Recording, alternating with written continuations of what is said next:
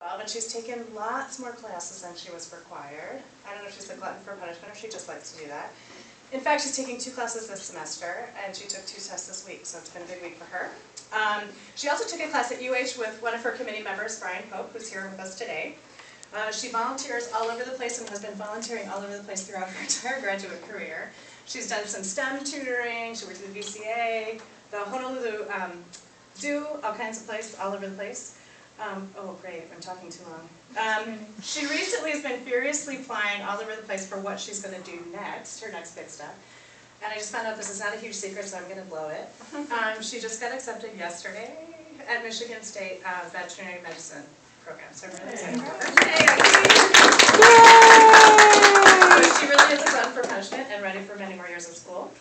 I'm really excited for you guys to hear this talk. This is a method that I started doing when I was a wee grad student. Since then, this technique has kind of taken over the isotope world, and Eileen's work is going to add a very important piece that's been missing for a little while. So without further ado, Eileen comes. Alright, thank you everyone for coming to my thesis defense today. I'll be presenting a portion of my squid and shrimp research to you. My thesis is entitled The Use of Compound-Specific Isotope Analysis to Elucidate Dietary Nitrogen Sources and Trophic Position in the Hawaiian bobtail squid and the Pacific white shrimp.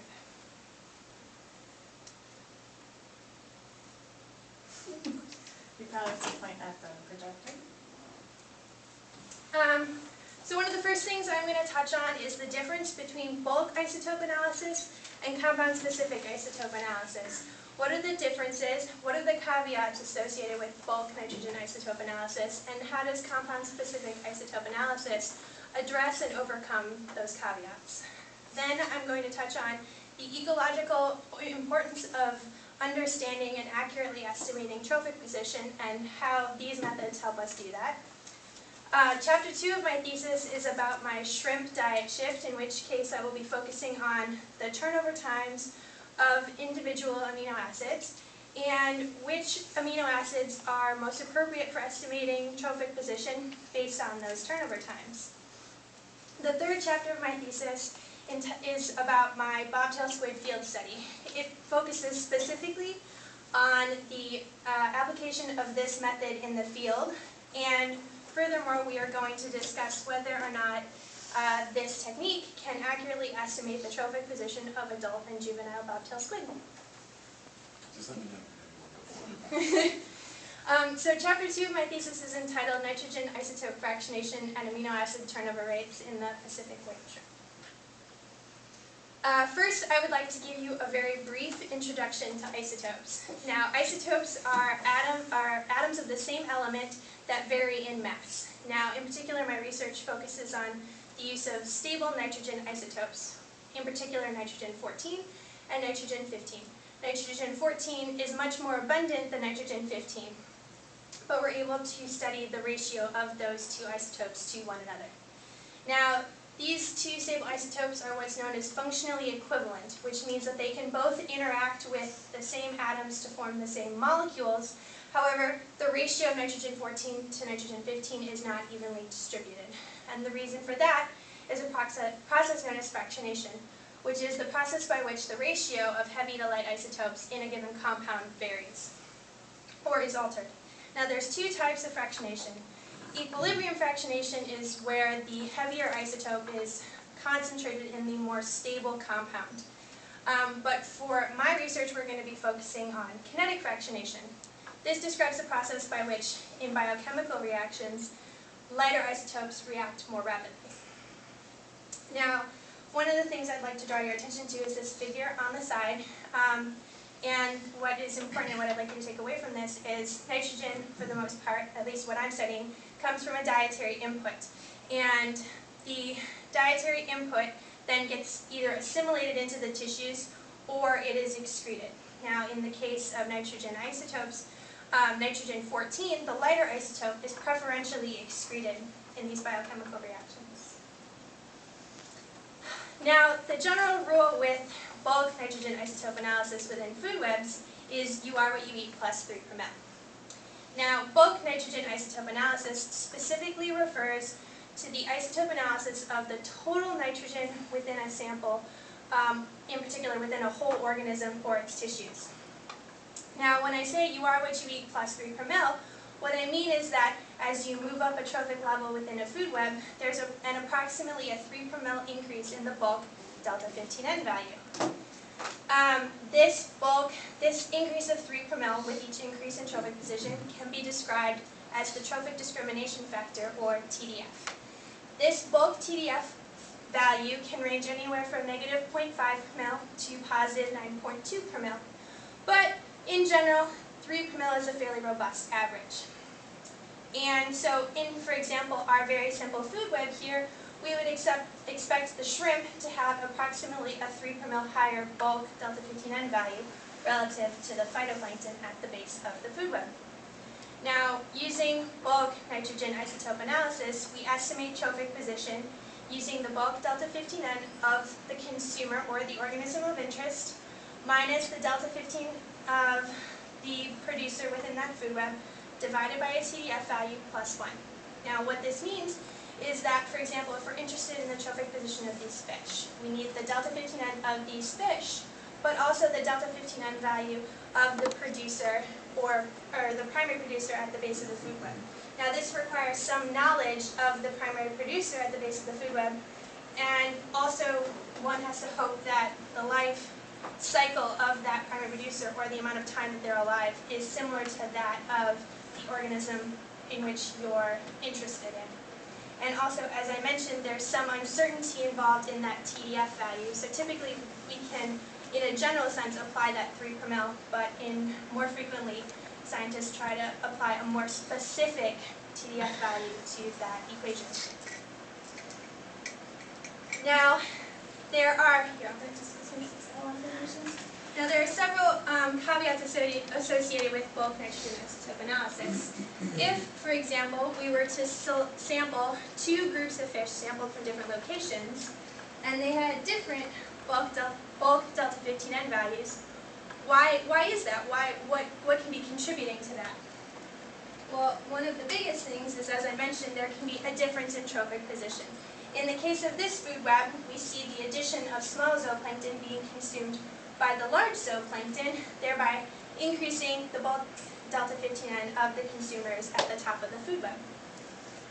Now, for example, another process that can affect the difference in the bulk delta 15N value of the consumer at the top of the food web is the primary producers.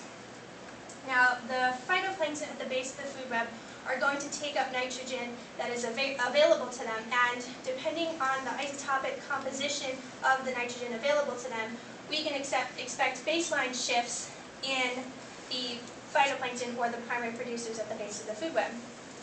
These changes in the delta 15N values of the primary producers, we know that that is reflected up the food web and therefore affects other organisms within that food web. Bulk nitrogen isotope analysis does not distinguish between these two effects, and it also requires us to have some knowledge of the primary producers at the base of the food web. Now, this is a very simple food web, but it does illustrate that organisms are all interconnected with one another within a food web, and that trophic position is affected not only by an organism's position within the food web, but is also affected by changes in its diet. If, for example, we were to remove a top consumer like the fish, we would expect the resultant organisms to have a diet shift, which would affect their trophic position. Specifically in the case of this food web, we see, for example, the large zooplankton increase in trophic position because they're consuming a larger amount of small zooplankton than were previously available to them. As a result, we can use trophic position as an indicator of changes within an ecosystem, because if organisms are being removed due to processes such as overfishing, the resultant organisms undergo diet shifts that can be traced, and we can determine that based on trophic position. As a result, it is necessary for us to accurately be able to estimate trophic position within an ecosystem. Now, there is a new, or relatively new as Carrie mentioned, method known as compound-specific isotope analysis. Now, compound-specific isotope analysis allows us to determine the delta 59 values for the nitrogen isotope ratio in individual amino acids. Now, what's important to take away from this slide, which is a figure adapted from one of the earliest diet studies using compound-specific isotope analysis, is that we see two groups of amino acids. The trophic amino acids, highlighted in blue, show a large difference in the delta 59 values in the consumer relative to the food. In contrast, the source amino acids show little to no difference in the consumer relative to the food. Now, what I mean by that when I say they show little to no difference in the consumer relative to the food was this delta 59 value was essentially calculated by sampling a consumer of interest and performing compound-specific isotope analysis, and then taking the difference in the delta 59 values of those amino acids relative to a food we know they're eating. In the case of this study, it was a controlled diet shift involving algae and a rotifer. Now, it's also important to take away from this that trophic amino acids are actually enriched due to trophic position and changes in an organism's trophic position, whereas source amino acids consistently reflect the base of the food web. In this way, compound-specific isotope analysis overcomes those caveats I mentioned with bulk nitrogen isotope analysis. Now, in particular, I would like to draw your attention to two amino acids, and those are glutamic acid, highlighted in blue, and phenylalanine, highlighted in red. Glutamic acid is a trophic amino acid, and phenylalanine is a source amino acid. These two amino acids in particular have been used quite frequently in the literature as the amino acids of choice for estimating trophic position. However, there has been discussion as to whether or not these are the most appropriate amino acids for estimating trophic position, and also whether or not we should be using a single pair of trophic and source amino acids or multiple trophic and source amino acids. Another thing that we don't know, particularly with regards to trophic and source amino acids, is how is nitrogen integrated into these amino acids, particularly if an organism is undergoing a diet shift. Now, I mentioned previously that, for example, if an organism is removed due to overfishing, for example, that would, many of the other organisms within that food web would undergo a diet shift. But there are actually natural diet shifts that occur. For example, organisms that undergo migrations or based on seasonal food availability, not just anthropogenic changes. But what we don't know is if an organism is undergoing some sort of diet shift, how long does it take for that organism to reach a new isotopic steady state? How long does it take that new diet to be integrated into the amino acids, into the isotopes in that organism's tissues? So part of our study is attempting to establish turnover rates for these amino acids. Now, I know this slide is a little bit overwhelming, but I'm going to try and break it down for you. Now, trophic position can be estimated based on the difference between a source and a trophic amino acid. In the case of this equation here, proposed by Chikarashi et al., you can take the difference between a trophic amino acid and a source amino acid, the delta 59 of those amino acids respectively, minus a beta value, and this beta value is the difference between the trophic and source amino acid of your choice within the primary producers, divided by delta x minus delta y plus 1. Now, delta x and delta y are the TDF values associated with individual amino acids, or the change in the delta 59 value of that amino acid in a consumer relative to its food. Now, this figure here demonstrates how this equation incorporates that idea, and so typically the TDF value that we see is a difference between the increase in the trophic amino acid and any increase in a source amino acid, and then it also takes into account this beta value. Now, there has been some discussion as to what an appropriate beta value is for this equation. Chikarashi et al. Proposed a value of approximately 2.3, and in a more recent paper they proposed a beta value of approximately 2.7. There's also been some discussion as to what appropriate TDF values are for individual amino acids. some amino acids have shown a greater range in variability in terms of their TDF values than others. Now, for our study, we designed trophic position equations specific to our data, which is acceptable, and in the case of our study, we were able to take into account the fact that we're feeding our shrimp a man-made diet and modified this equation accordingly. Now, more specifically, in the case of our study, we performed a diet shift, as I mentioned, on the squid, or on our shrimp. How we did this is the shrimp were originally kept on a natural abundance diet and then rapidly shifted to a nitrogen-15 enriched diet. In the case of the natural abundance diet, this is a man-made pellet with a bulk delta 15N value of 7.2.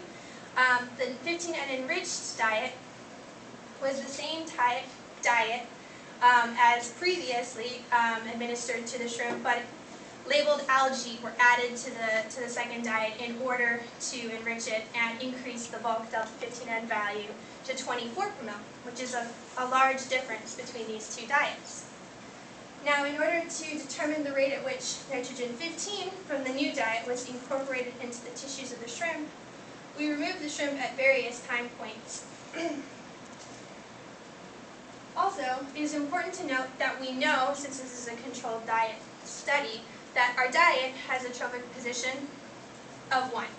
And as a result, we expect our shrimp to have a trophic position of 2.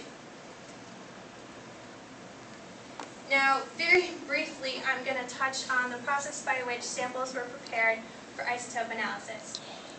In the case of both our shrimp and squid samples, the organisms were immediately frozen after being sampled. When tissues were ready to be prepared, they were oven dried and then homogenized using a mortar and pestle. In the case of the samples prepared for compound-specific isotope analysis, the tissues were hydrolyzed and the amino acids were derivatized to produce trifluoroacetic amino acid esters. And they're transformed in this way in order for us to be able to analyze them and in order for them to show up on the GC that we use to analyze them. Now, the amino acids were purified by solvent injection and stored in 3:1 methylene chloride to TFAA until isotope analysis was performed. All of our samples were analyzed using a GCC IRMS, which is a gas chromatography combustion isotope ratio mass spectrometer.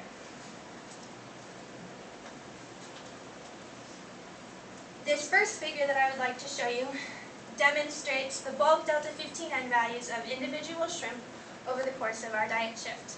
On the y-axis, we have the bulk delta 15N values in per mil, and on the x-axis, we have time, or hours after the diet shift. Now, the solid lines on this figure indicate the bulk delta 15N values of the unlabeled and labeled diet, and the dashed line at the top indicates the expected final delta 15N value of our shrimp, or the delta F expected. Now, as you can see in our L-Vaname, there is an increase in the bulk delta 15N over the course of our study. While these shrimp did not reach the final expected steady state value, as you can see, we do see that the shrimp are incorporating the nitrogen-15 from their new diet into their tissues, and therefore using models, we are able to estimate the nitrogen turnover in our amino acids. Now, also, the significance of the TDF value for the bulk tissues. We are able to estimate that value based on the difference between the unlabeled diet and our shrimp sampled at the first time point. Since the 2.3 value indicated up there is actually the same as this 2.3 value here, which is highly consistent with work done by my advisor, Carrie Hall, we know that the delta 15N value is fairly consistent with what we would expect in NIDS. We were therefore able to constrain our models to knowing what that final delta 15N value is. Now, the first model that we applied is known as the reaction progress variable model. This is a multiple compartment model that linearizes our data and allows us to determine if there's more than one compartment or nitrogen turnover pool. The way that this model does that is if there's a change in the slope of our linearized data, that would indicate that there's more than one nitrogen turnover pool. This is the linear reaction progress model results for glutamic acid and phenylalanine. As you can see, the slope does not change in either of these amino acids over the course of our diet shift, which would indicate that there's only one compartment or one nitrogen turnover pool in glutamic acid and phenylalanine. Now I'm not going to show you all of the linear reaction progress model results for all 12 or 13 of my amino acids, but the trends observed in phenylalanine and glutamic acid are consistent with those observed in the other amino acids. Now, because we only have one nitrogen turnover pool in our amino acids, we're able to apply an exponential model in order to estimate the turnover of our individual amino acids. This exponential model is a single compartment model, and it allows us to derive this lambda value, which is a first order rate constant. Lambda can be applied to this equation here and allow us to determine T0.5, or the amount of time necessary for approximately 50% of the nitrogen to turn over. Now, henceforth, when I'm referring to T0.5, when I refer to turnover, I'm specifically referring to T0.5. Now, this figure demonstrates the exponential model results for glutamic acid and phenylalanine, with the y-axis being the delta 15N values and the x-axis being hours at the diet shift. Glutamic acid is here in the blue, and phenylalanine is on the far end in the red. So lambda is derived from this value here, and as you can see, our T0.5, or turnover time for glutamic acid, is longer than the T0.5, or turnover time for phenylalanine. When compared to the variability in the turnover time of the other amino acids, the difference in the turnover times of phenylalanine and glutamic acid is fairly small. In particular, when compared to our fastest turning over amino acids, proline and glycine, which turn over in the 150 to 300 hour range, and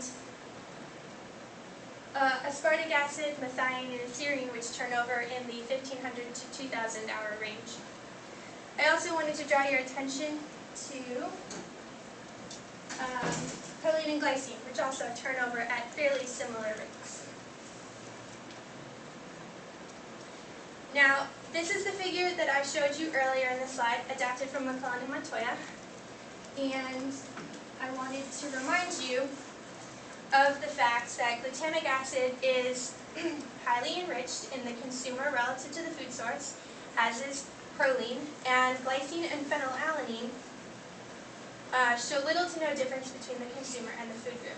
Now, the reason I'm also drawing your attention to glycine and proline is because since they both turn over at fairly similar rates, this might make them a good pair for estimating trophic position. Now, this indicates the TDF values, or the delta 15N of the consumer minus the food within L Vaname. And as you can see, glutamic acid and proline show the results, or the TDF values for these two amino acids are highly consistent with other studies, as well as the TDF values for glycine and phenylalanine. As a result, due to both the consistency of the TDF values and the similar turnover times, I applied all four of these amino acids to equations to estimate trophic position. Now, I know this is the very scary equation that I showed you from earlier, but what I essentially wanted to show you is the very specific trophic position equations that I used for estimating the trophic position of my shrimp. Now, these values again are the TDF values that I showed you on the figures previously, and these beta values here are actually, instead of being the difference between the trophic and source amino acid within the phytoplankton, since they're eating a man-made diet, it's actually the difference between the trophic and source amino acid of our choice within the pelleted feed. As a result, we were able to design specific equations for this study using an equation, or modifying an equation proposed by Chikarashi et al. 2009. Now, we also applied a third equation proposed by Hanides et al. 2009, which basically uses an average of multiple trophic and source amino acids for estimating trophic position.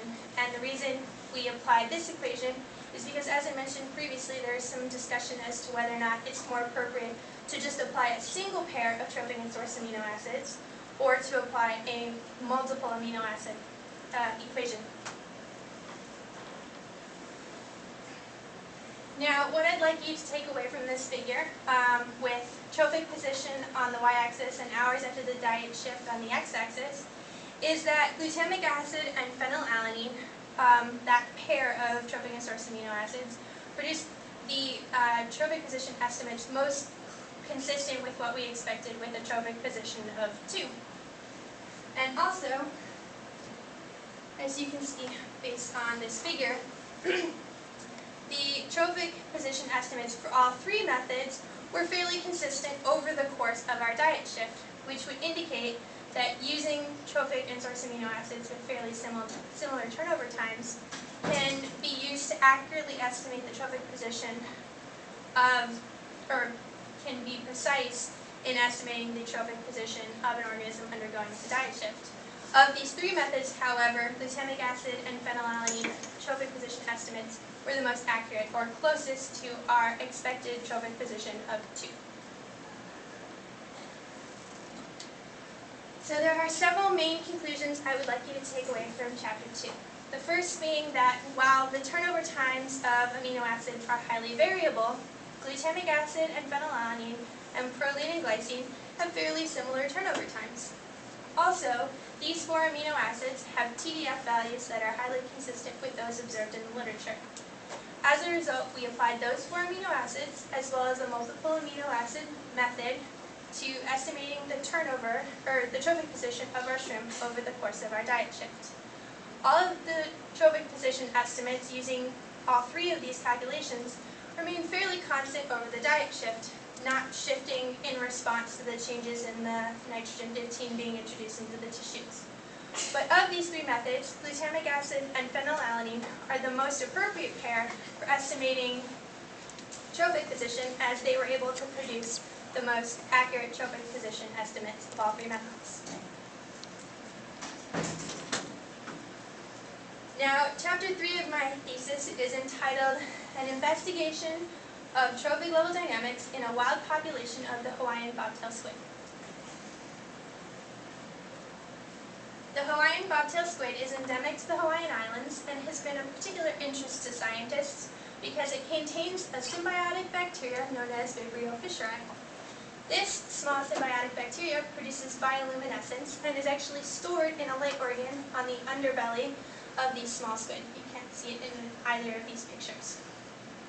But this light organ allows the bobtail squid to swim above its prey without being detected, but also prevents it from casting a shadow and thereby being seen by its predators. Little is known about this small cephalopod, though, and its diet, as it hides in the sand during the day and is primarily active at night. Now, there are several research questions that we had concerning the bobtail squid and compound-specific isotope analysis. First is that we expect the trophic position of the bobtail squid to be a minimum of 3. And the reason we expect this is because another previous study had performed stomach content analysis on bobtail squid and indicated that their diet is primarily composed of polychaete worms and small shrimp or mysids. Since we know this basic information about the bobtail squid, it prompted us to wonder if compound-specific isotope analysis can produce accurate trophic position estimates for this small cephalopod. This is also the first study to use compound-specific isotope analysis on cephalopods, and it is not known if the currently accepted TDF values will be appropriate for estimating trophic position in these squid. So the question is, does compound-specific analysis work in these bobtail squid, and are the trends observed in other organisms consistent with those observed in bobtail squid? Finally, Finally, when collecting bobtail squid, we noticed that there's a large range in size in bobtail squid present in a single area, in a single habitat. So the question came about, do adult and juvenile bobtail squid have different trophic positions? We would expect that they would, since the adults are larger than the juveniles, but we don't actually know. Now, our bobtail squid were sampled from a fairly well-known population of bobtail squid in Kaneohe Bay, near Haiti up here. Squid were collected using dip nets and buckets in order to prevent the squid from stressing out and killing themselves. They were kept in water sampled from the bay as well as sand, which would allow themselves to bury themselves. When collecting more than one bobtail squid, they tend to interact with one another, and they get angry enough they ink each other a lot. This first figure for the bobtail squid is the bulk delta 15N value of individual bobtail squid as a function of weight, with, again, the y-axis being delta 15N values and the x-axis being weight in grams. And as you can see, there is an increase in the bulk delta 15N values with an increase in weight.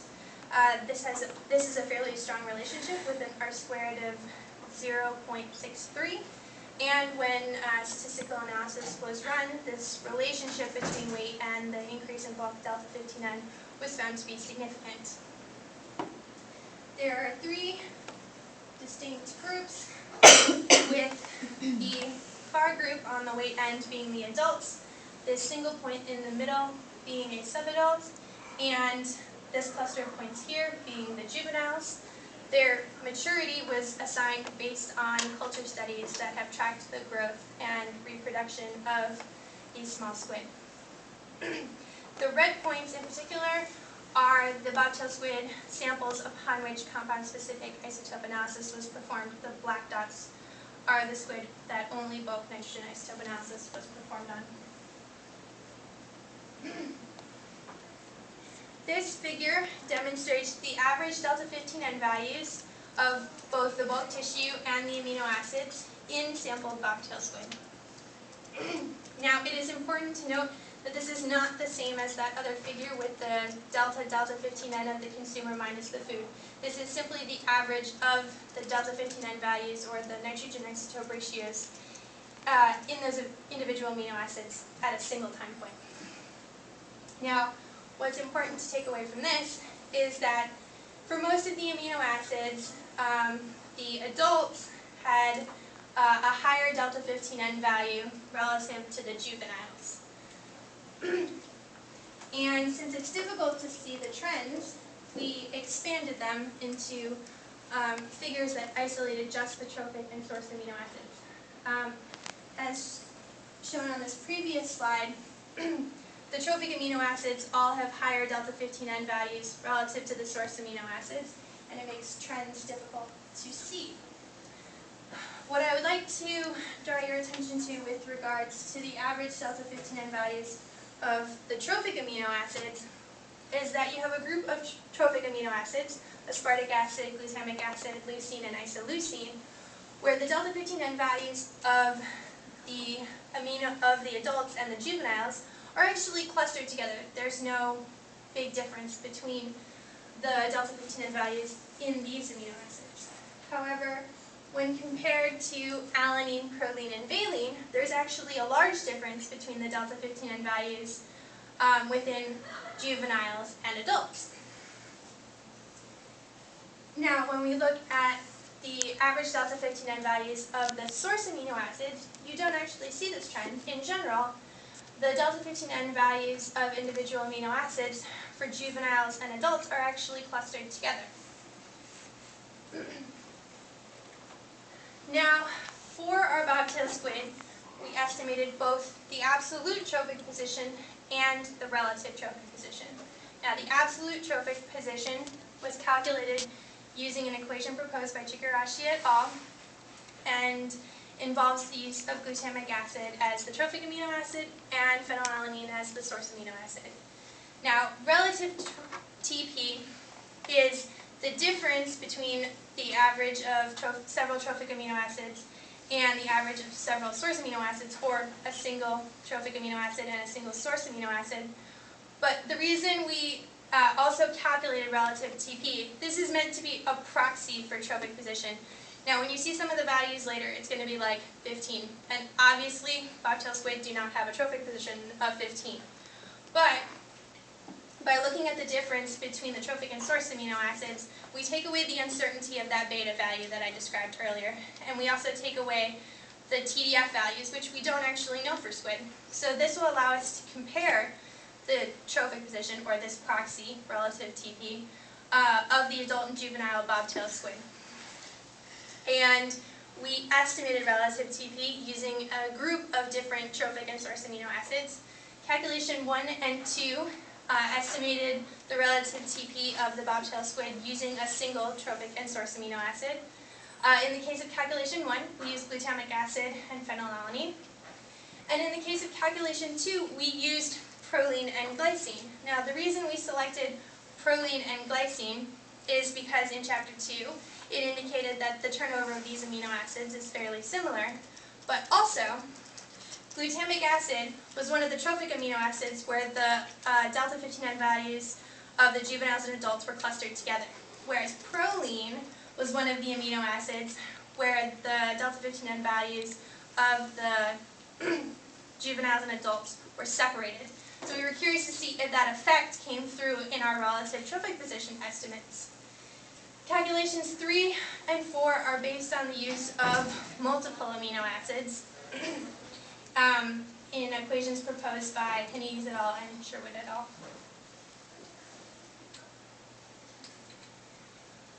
The first thing I want to draw your attention to is a trend I mentioned previously, and that is that there's a significant difference in the mean of the average delta 59 values of juvenile and adult bobtail squid. We calculated the absolute TP of these bobtail squid to be approximately 2.6, and as you can see here, there is no significant difference in the absolute trophic position of adult and juvenile bobtail squid. Now, when we looked at the relative TP calculations, relative TP calculation 1, 3, and 4 indicate that there is no significant difference between the relative trophic position of juvenile and adult bobtail squid. However, relative trophic position calculation 2, which involved proline and glycine, proline was the one where we saw the distinct difference between the adults and the juveniles, there is a significant difference in the relative trophic position of adult and juvenile bobtail squid. Now, it's important to remember that this difference can be due to one of two processes, and that's either due to a difference in trophic position or due to a difference in the basal nitrogen at the base of the food web. And what I mean is that the difference in terms of the bulk delta 59 can be attributed to one of these two processes. Now, the disparity in terms of our trends is a little bit confusing. However, we believe that the difference in terms of the adult and juvenile bobtail squid, that increase in the bulk delta 59, is likely due to an increase in trophic position.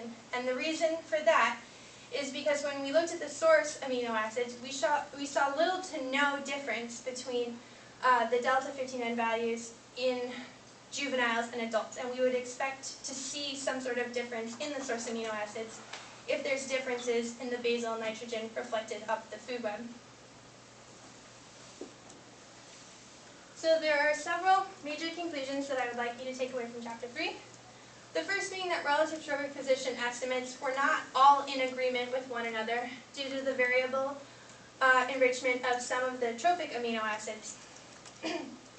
Our absolute trophic position estimates using glutamic acid and phenylalanine were lower than what we expected given what we know about the diet of bobtail squid. And as I mentioned previously, there was some disparity and interesting trends in the trophic amino acids in the bobtail squid. Because we have reason to believe that trophic position may be different between adult and juvenile bobtail squid, this suggests that glutamic acid and phenylalanine may not be the most appropriate pair of amino acids for estimating trophic position in bobtail squid. And one of the big things that we can take away from this is that more applications of this method to cephalopods are needed. As I mentioned previously, this is the first study to do this, and we really don't know how nitrogen is being incorporated and fractionated in the amino acids of cephalopods. There are also several overall conclusions I would like you to take away from my thesis. The first is that our diet shift study further validates the use of compound-specific isotope analysis. Our trophic position estimates over the course of that diet shift were very consistent, and we were able to accurately estimate the trophic position of an animal undergoing a diet shift. Our field study demonstrates that compound-specific isotope analysis can provide us with more information than just bulk isotope analysis alone. If we just had bulk isotope analysis, we wouldn't be able to determine if that increase in the delta 15N was due to trophic position or changes in basal nitrogen.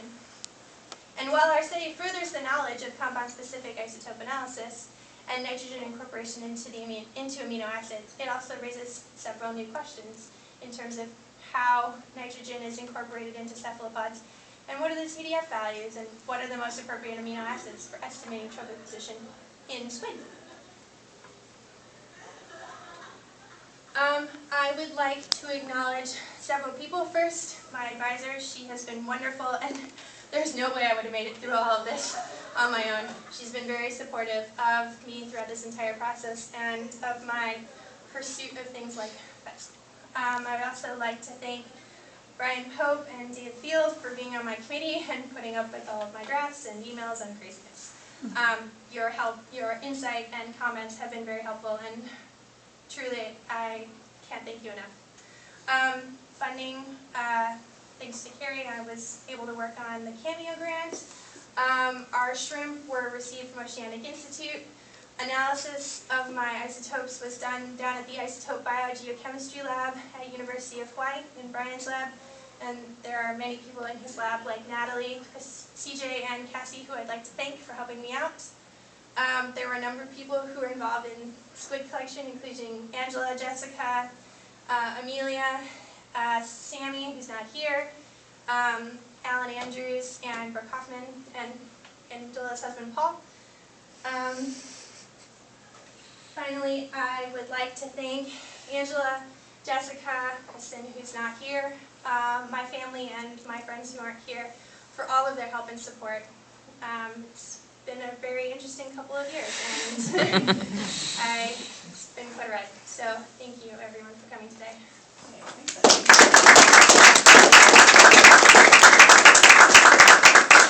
I'm sure Eileen would be happy to take your question. Yes. If you have any. Did you guys look at the contents of the different squid sizes that because you were trying to compare the different? Yes, I actually did try to perform some content analysis on the squid, and I don't know if it's just that it took us too long to get from our sample site to OI or whatnot, but by the time I cut them open, there was nothing inside them that was noteworthy or anything that was identifiable. There was just brown mush. What time of did you collect them? Like right at dusk, pretty much. Actually, you have to wait. They don't. All the papers say that they come out at dusk, but the reality is they don't come out until about an hour or two after the sun's actually gone down. And they're not in clusters. They're widely spread out and distributed, and it takes a couple hours to collect a sizable and substantial number of bobtail squid. What was your sample size on the squid altogether?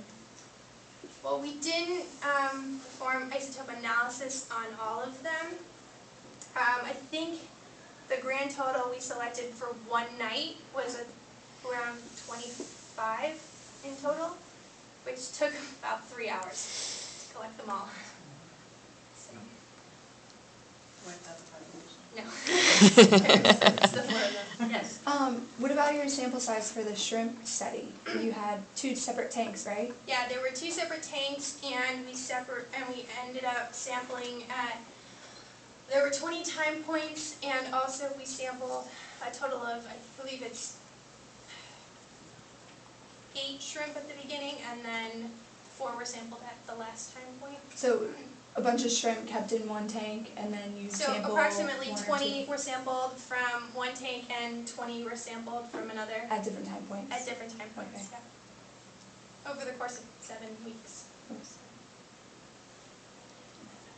When you were explaining bulk isotope analysis, you said that the lifetime of the producer needs to be similar to that of the consumer in order to get Ideally, yes, because, for example, in the case of phytoplankton, in general, they turn over much more rapidly and their lifespan is much shorter. So if you're getting a nitrogen or a phytoplankton sample, that's not necessarily indicative of nitrogen over the course of the consumer's lifespan. If you're talking about tuna, they live considerably longer than phytoplankton.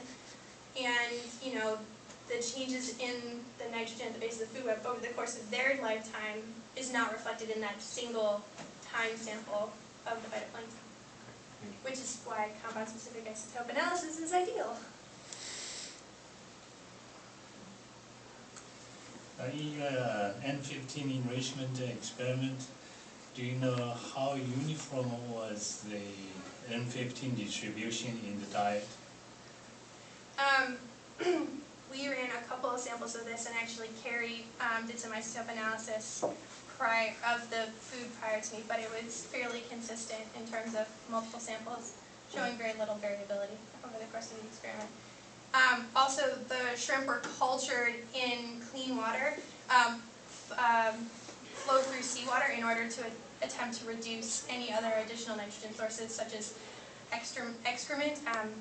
I fed the shrimp at approximately 95% satiation, but occasionally they like to eat each other.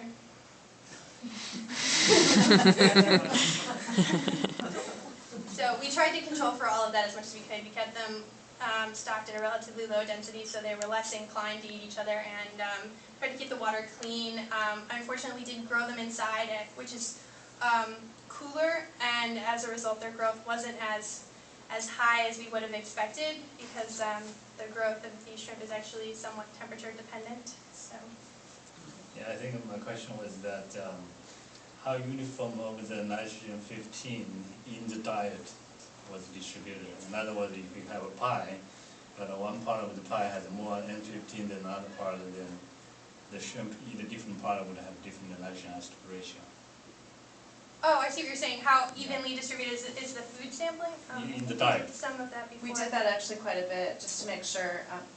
By the way, Eileen was the benefactor of having, we made this diet before she did this experiment, so we just used this diet that we had previous. But it was the pelletized diet that we normally feed the shrimp that we reconstituted with some water and mushed it back up, and then put some 15 unlabeled algae in it. And we did this at the feed lab at the Oceanic Institute, and then they pelletized it by re-extruding it. And I actually took the pellets, well, I took samples from all different places within that batch, and we analyzed those, and they were all roughly the same. We then, not roughly, but very close to the same. And then I took several pellets and chopped up the pellets just to make sure it was evenly distributed in the pellets, and it was. They were with less than a standard deviation from each other, so it was really well distributed. Let me just put it this way. He took the diet and he put the algae in it, and he left it in one of those mixers literally all day. So he was just scooping all day to make sure it was really well distributed before they even extruded it. I can attest that the algae was extremely highly enriched. That was my fault. Well, it turned We out attempted it to worked perfectly. analyze it, and it contaminated our equipment for a couple of days. So it was a very, very small part of it. So that part of the pie that was enriched was really minuscule. The question is, did they really assimilate it the same as the other parts of the pellet? That's right, the uptake efficiency. Because it was such a small part of it, I think that they probably did, but it is a good question. Yeah, and they're very. I mean, I can't. I put the food in, and I can't guarantee that they're all consuming the same thing, but they're pretty voracious. You give them 10 minutes, then all the food's gone. So it's I'm all hoping they're consuming approximately the same amount, but there was some variability in terms of how big some of the shrimp were compared to others, and they can be pretty aggressive.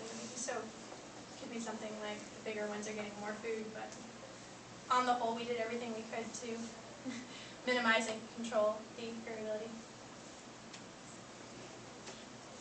You said that you wanna measure the baseline of like the phytoplankton, like the primary producers in like an environment. Do you know, is that something that changes with season, with different distributions of phytoplankton throughout the year, different, like, you know, you go to like North Shore and sample there compared to South Shore, same time of year? There have been studies, there was one done by Hanides et al. That actually studied the changes in the phytoplankton over the station Aloha.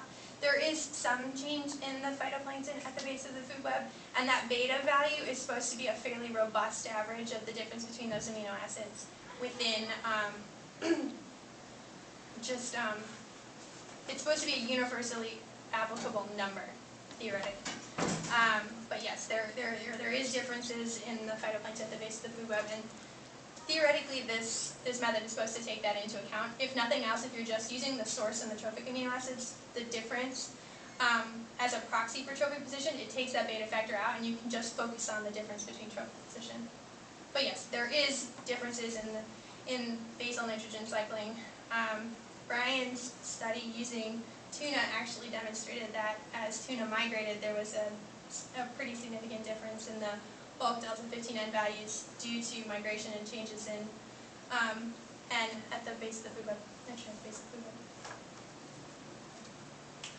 web. You mentioned that you didn't get any data from stomach content analysis. Have there been any, has anybody determined naturally occurring diet shifts between juvenile and adult bobtail squid? In bobtail squid, actually nobody's done isotope work on these guys. Almost entirely the work with bobtail squid has been focused on culturing them for either developmental studies or in order to study the symbiotic bacteria. So there's really no information at all. In fact, most of the information about their diet is what they eat preferentially in culture, which is shrimp. So yeah, they won't eat dead squid or dead shrimp. They will only eat live shrimp, and they pretty much won't eat anything else.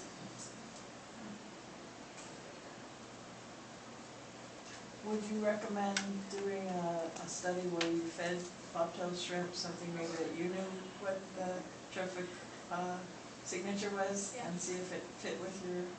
We were actually hoping to do something like that with the bobtail squid originally.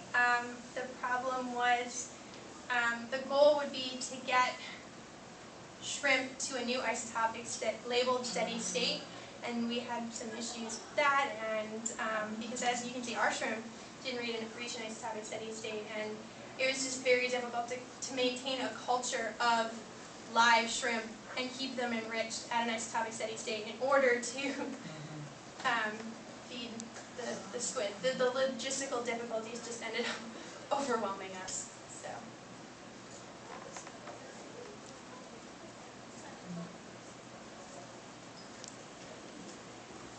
Anyone else have questions for Eileen? Okay, I would like to remind you that drinks are on Eileen tonight at Mexico Lindo at 7:30 if you're interested. And we'll close the door for we'll let you guys go, and we'll close the door for the closed door portion of the thesis. So thank you. Thanks, Eileen.